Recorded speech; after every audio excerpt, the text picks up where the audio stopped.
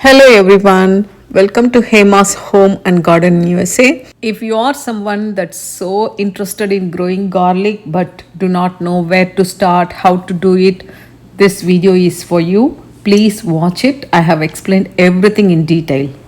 I chose this garden bed area where it receives sunlight until 3 p.m. in the evening. As you can see, I removed some topsoil from the garden bed and added some good amount of homemade compost. So the reason for removing the topsoil is just to make sure the compost is well settled in the root area where the plant can absorb the nutrients. If you are interested in learning how to make your own compost, please watch my previous video where I have step-by-step process of making compost from whatever you use in your kitchen and garden. So coming back to this one, after spreading the compost thoroughly all over the soil, I added back the topsoil into the bed. So right now the compost is in the middle portion between the soil, top soil and bottom soil. If you don't have compost to use, no problem at all. You can use organic bone meal, blood meal and Epsom salt. Just a simple Google search will give you so many options to buy. You can either buy it from your local garden center or you can even order online. All the plants basically need nitrogen, phosphorus, potassium, and some plants may need magnesium and sulfur. So this bone meal, blood meal, Epsom salt and potash, all these things will give the plants nutrients. So in case if you couldn't add compost, you can add these things. And just buy organic. If you are concerned about adding chemical fertilizers, you can add organic fertilizers like this. Now coming back to the garlic, I am using here is the organic garlic from the grocery store.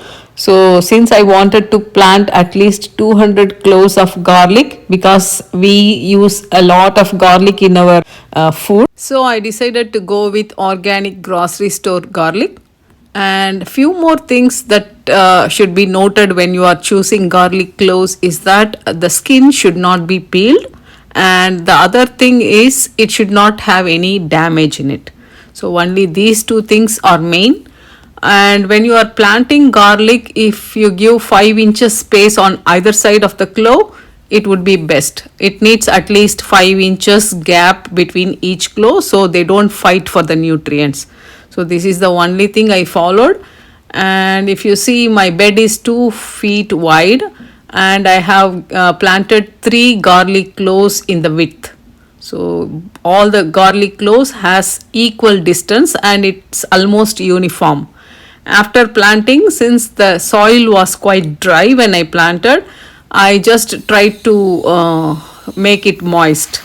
I did not overwater it. I just made it moist so that it induces some sprouting soon. So that's the only reason I watered it, and I have not watered it in the previous years because at that time I thought the soil was quite moist.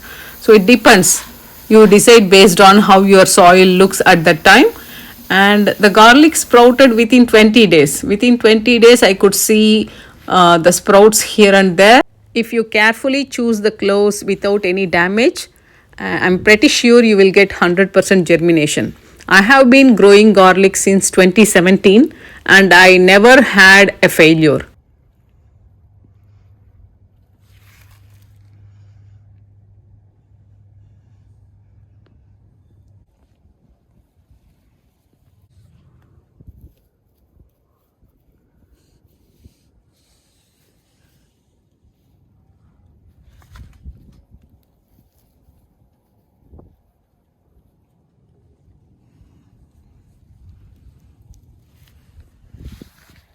By December 31st, every single garlic has grown at least 3 to 4 leaves.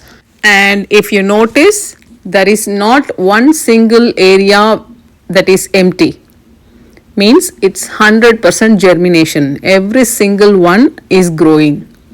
For the next 2 months, during January and February, I did not do anything to the garlic. I did not even record any growth. During the first week of March, I realized the garlic needs some extra fertilizer. So I decided to give some fish fertilizer mixed with water.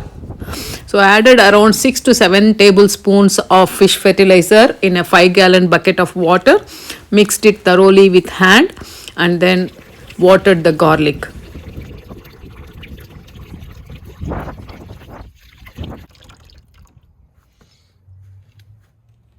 The reason why I wanted to give some fertilizer was because when I noticed the garlic, the tips of the leaves were kind of yellow. So I thought it may be lacking some nitrogen, and fertilizer is rich in nitrogen. So that's the reason I decided to give some fish fertilizer. And moreover, the winter was already over and the spring has begun. I realized the plant needs to focus growing on the top. Only when it grows more green growth, it can start producing more energy with the help of sunlight, and then it will help in formation of bigger garlic bulbs. That's the main reason we have to focus in adding some nitrogen to enhance the green growth.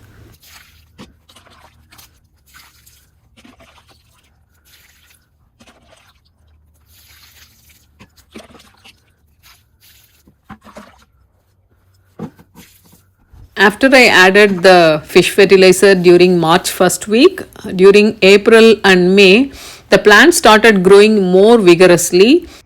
Until the April month, the plant will keep growing the top growth, the green growth, and only during the May month, the plant will really start forming the bulbs.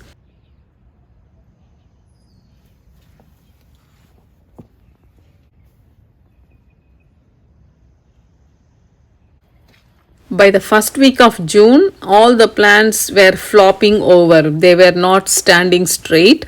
So some of the bottom leaves were turning brown, and I realized the bulbs must have been formed already and it's time to harvest the garlic. So we started harvesting our garlic on June 7th, 2022. When I calculated the number of days the garlic took, we planted it on November 10th, 2021, and we harvested on June 7th, 2022. So it took 7 whole months of time from sowing the cloves to harvesting the garlic bulbs, provided the garlic receives the perfect amount of sunlight and required nutrients.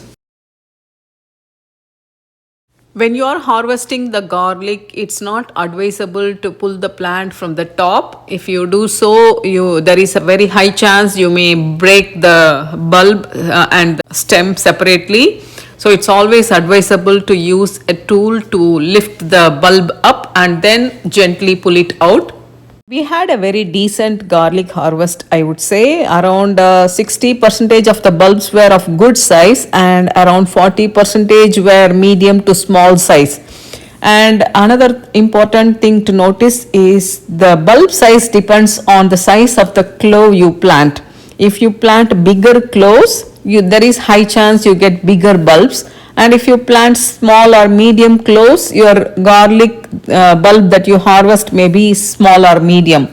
So bulb size depends on the size of the clove you plant. And another important thing is you are not supposed to wash the garlic after you harvest it, even if it has the soil, the dirt attached to it. You are not supposed to wash it because washing the garlic will make it rot. So you don't want to do that.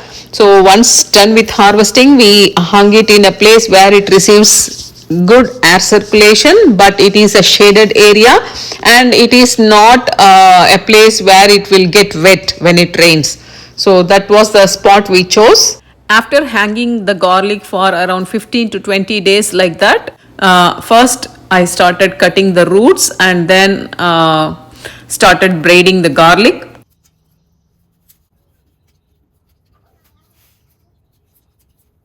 Actually, there is no need to braid your garlic. If you are interested, you can braid your garlic and hang it in your basement or in your garage or in any place you want to store. Instead of keeping the garlic as it is in a bin or on the table or in the floor. It just makes it look very clumsy. That's the reason I braid my garlic. I usually braid my garlic and hang it in my basement so that the place looks very neat and organized. That's the only reason you may need to braid the garlic, otherwise it's not a necessity. Braiding the garlic is not a difficult job. It is just like braiding your hair.